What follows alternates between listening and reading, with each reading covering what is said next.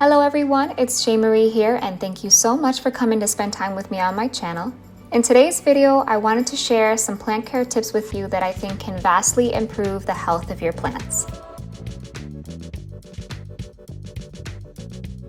My friends, every plant is different, and despite the directions provided when you buy your first plant, mastering the art of caring for plants comes down to one thing: you learn from experience.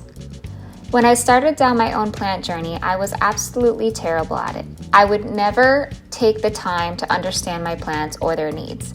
I watered the same time every week, and I placed my plants wherever I wanted to see them in my home, rather than purchasing the type of plants that would thrive in those specific areas of my home. While there can be many different elements to pay attention to when caring for your plants, I can sum up plant care in at least 3 different categories for you: sunlight requirements, watering requirements, and a routine cleaning regimen. Brushing up on these 3 tips can vastly improve the health and growth of your plants. Why don't we get into these categories a little more in depth? While there's still a level of routine involved in watering, it's not always as simple as 1 time per week. Each plant has different needs. Something as simple as the pot you're using or the soil mix you have for your plant can also play a major role in the plant's watering needs. First things first, I use a water meter to check if it is time to water my plants.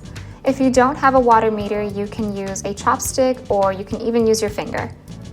If the soil sticks to your finger or the chopstick, the soil is wet, and the plant most likely will not need to be watered.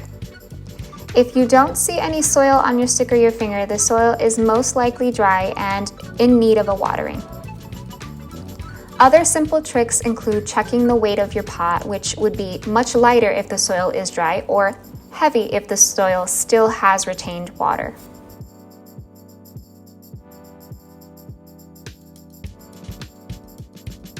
This is just a rule of thumb for me, but I like to use filtered or distilled water when watering my plants to avoid adding minerals or chemicals that can be found in your tap water.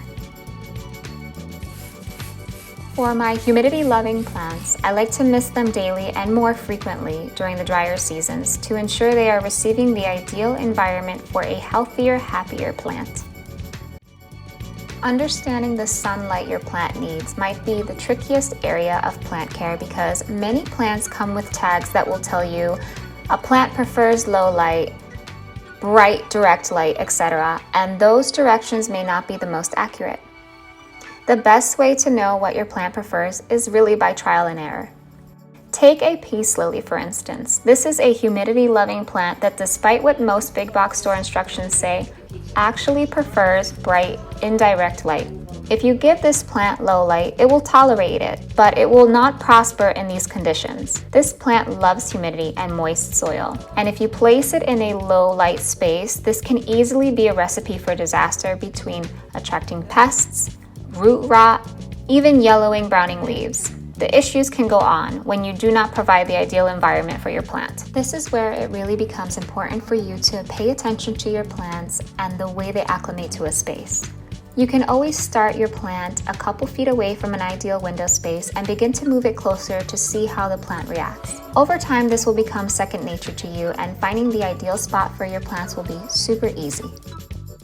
Last but not least, a cleaning routine for your plants. I won't deny, sometimes I could do a little better in this area of plant care. So don't worry, I'm here to help because I have learned from experience. I like to maximize on simpler ways to ensure my plants are clean and healthy. For my larger plants that take more time to wipe down, I prefer to bring them all into my shower at least 2 times per month and give them a good rinse. For smaller plants, you can replicate this process by bringing them into your sink to rinse.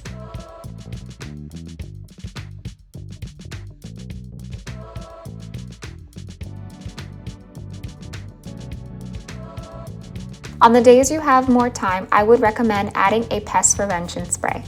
I like to coat my plant's leaves and stems with my neem oil and Castile soap mix, which I can link a video above for you if you haven't already watched it. Once I let the spray sit for several minutes, I go back in and wipe down the leaves with a damp cloth. This ensures the plants are able to absorb sunlight better in order to photosynthesize at optimum levels. This also promotes a healthier plant that's more resistant to diseases and pests.